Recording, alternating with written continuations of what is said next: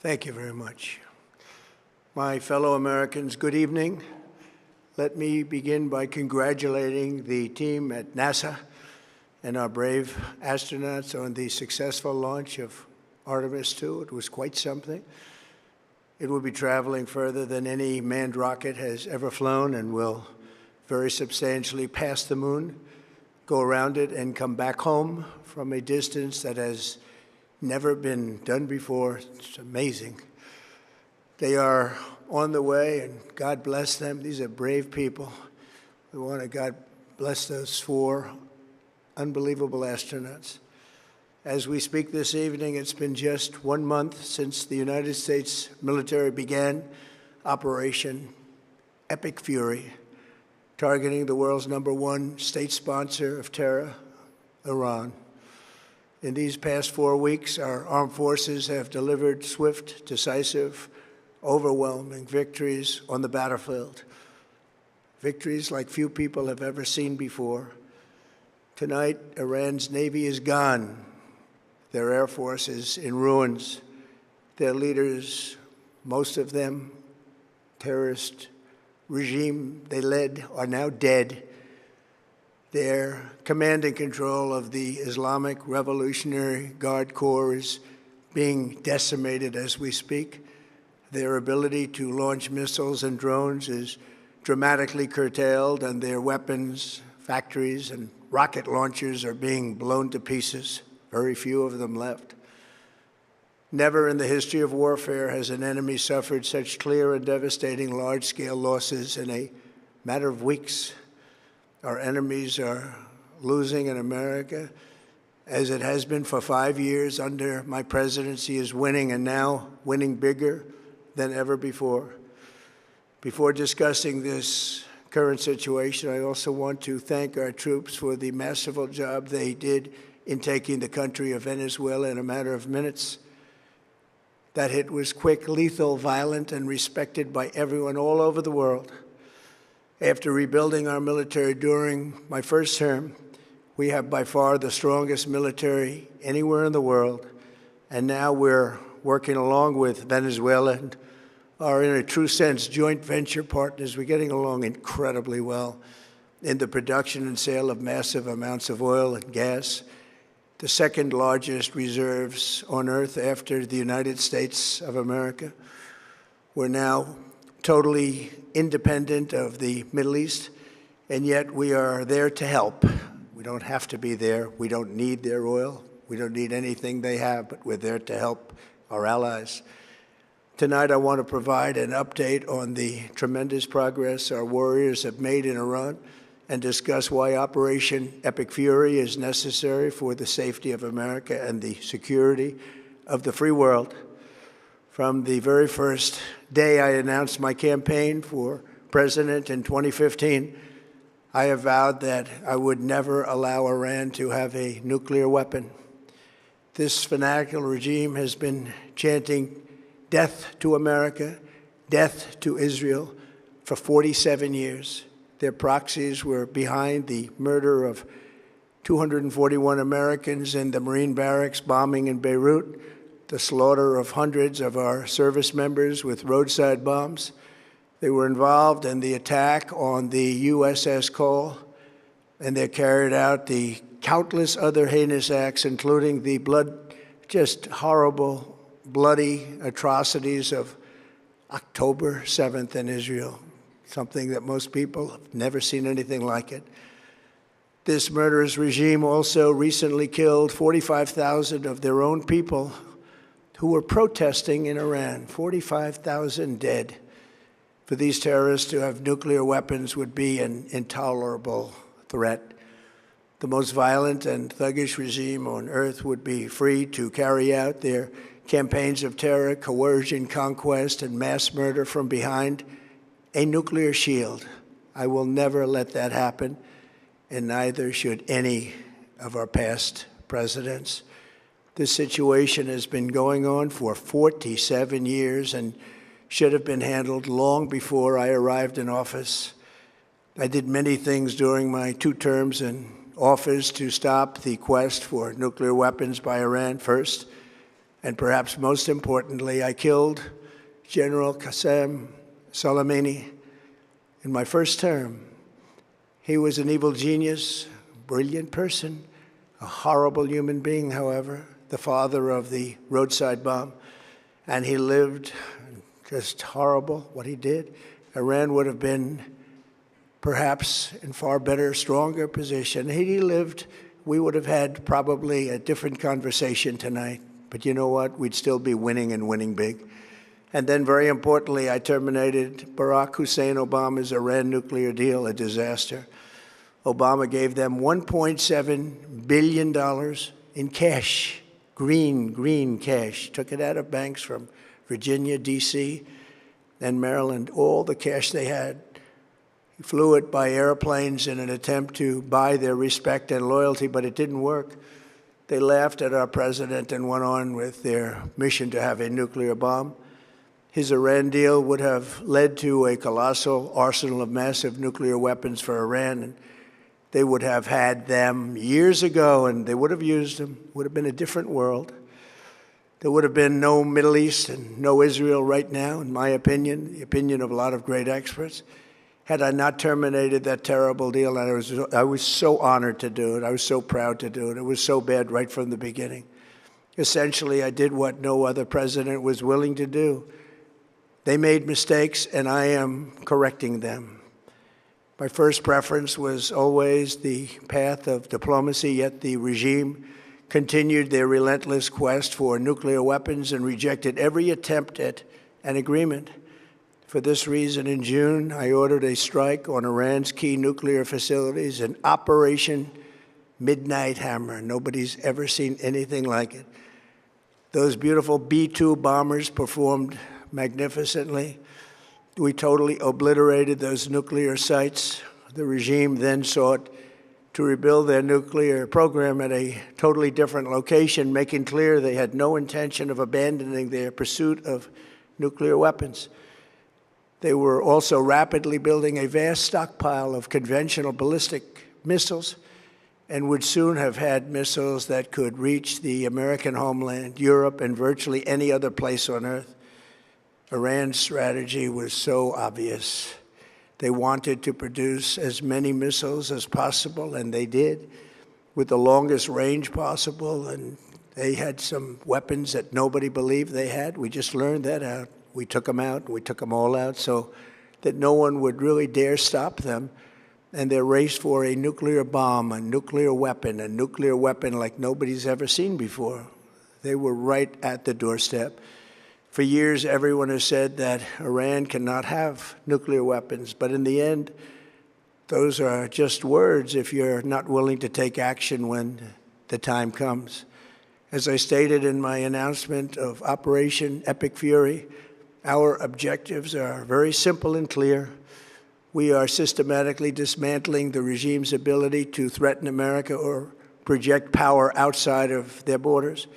That means eliminating Iran's Navy, which is now absolutely destroyed, hurting their Air Force and their missile program at levels never seen before, and annihilating their defense industrial base. We've done all of it. Their Navy is gone. Their Air Force is gone.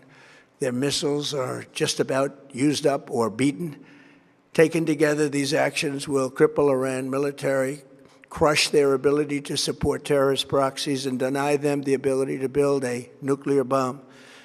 Our armed forces have been extraordinary. There's never been anything like it militarily. Everyone is talking about it, and tonight I'm pleased to say that these core strategic objectives are nearing completion.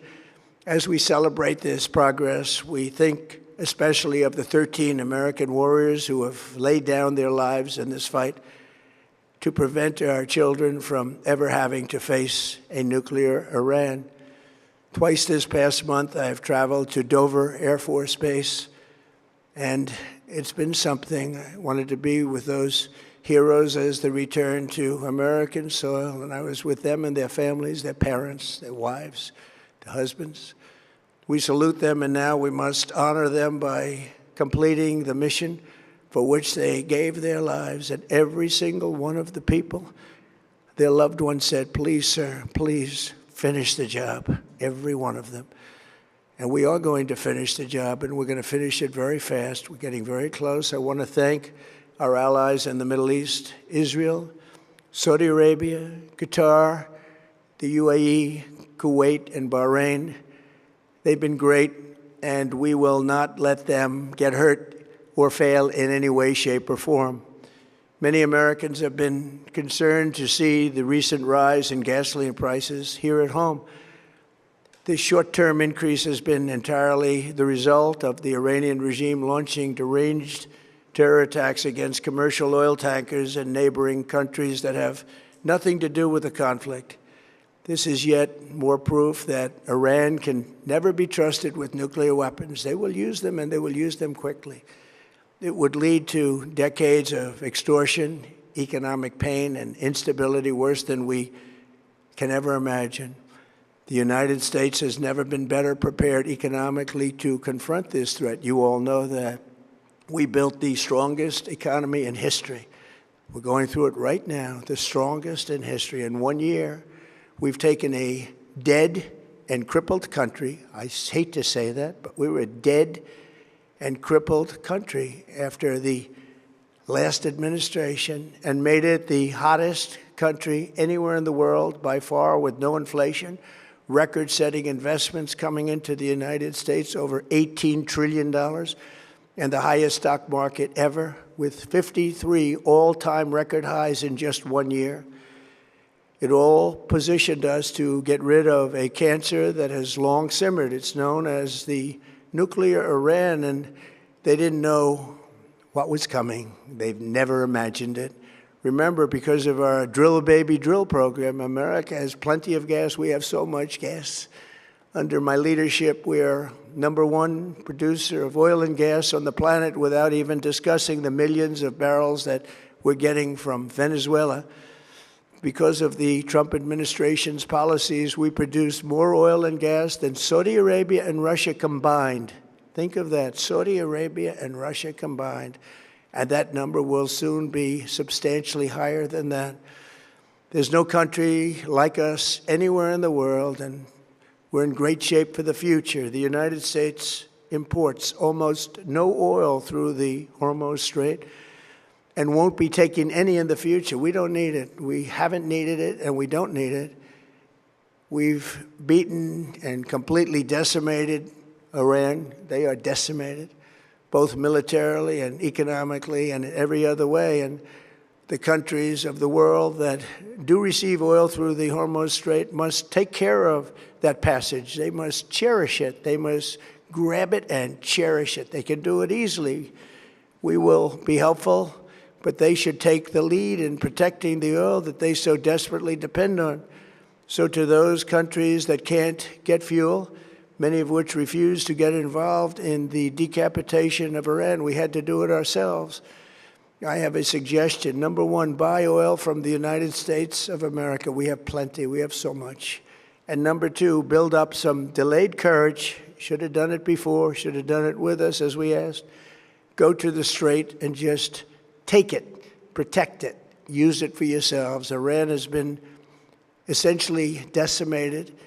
The hard part is done, so it should be easy. And in any event, when this conflict is over, the Strait will open up naturally. It'll just open up naturally. They're going to want to be able to sell oil because that's all they have to try and rebuild. It will resume the flowing, and the gas prices will rapidly come back down. Stock prices will rapidly go back up. They haven't come down very much, frankly. They came down a little bit, but they've had some very good days over the last couple of days. We've done actually much better than I thought, but we had to take that little journey to Iran to get rid of this horrible threat. With our historic tax cuts, where people are just now talking about receiving larger refunds than they ever thought possible, they are getting so much more money than they thought. That's from the great, big, beautiful bill. Our economy is strong and improving by the day, and it will soon be roaring back like never before. It will top the levels that it was a month ago. I've made clear from the beginning of Operation Epic Fury that we will continue until our objectives are fully achieved. Thanks to the progress we've made, I can say tonight that we are on track to complete all of America's military objectives shortly, very shortly. We're going to hit them extremely hard over the next 2 to 3 weeks. We're going to bring them back to the Stone Ages where they belong. In the meantime, discussions are ongoing. Regime change was not our goal. We never said regime change, but regime change has occurred because of all of their original leaders' death. They're all dead. The new group is less radical and much more reasonable. Yet if during this period of time no deal is made, we have our eyes on key targets. If there is no deal, we are going to hit each and every one of their electric generating plants very hard and probably simultaneously. We have not hit their oil, even though that's the easiest target of all, because it would not give them even a small chance of survival or rebuilding. But we could hit it, and it would be gone, and there's not a thing they could do about it. They have no anti-aircraft equipment. Their radar is 100% annihilated. We are unstoppable as a military force. The nuclear sites that we obliterated with the B-2 bombers have been hit so hard that it would take months to get near the nuclear dust, and we have it under intense satellite surveillance and control. If we see them make a move, even a move for it, we'll hit them with missiles very hard again. We have all the cards, they have none. It's very important that we keep this conflict in perspective. American involvement in World War I lasted 1 year, 7 months, and 5 days. World War II lasted for 3 years, 8 months, and 25 days. The Korean War lasted for 3 years, 1 month, and 2 days. The Vietnam War lasted for 19 years, 5 months, and 29 days. Iraq went on for 8 years, 8 months, and 28 days. We are in this military operation, so powerful, so brilliant, against one of the most powerful countries for 32 days. And the country has been eviscerated and essentially is really no longer a threat. They were the bully of the Middle East, but they're the bully no longer. This is a true investment in your children and your grandchildren's future. The whole world is watching, and they can't leave the power, strength, and brilliance. They just can't believe what they're seeing. They leave it to your imagination, but they can't believe what they're seeing, the brilliance of the United States military. Tonight, every American can look forward to a day when we are finally free from the wickedness of Iranian aggression and the specter of nuclear blackmail.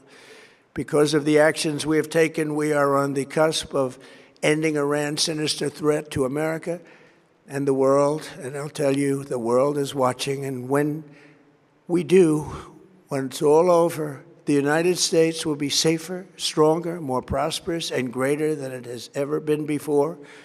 May God bless the men and women of the United States Armed Forces, and may God bless the United States of America. Thank you very much, and good night.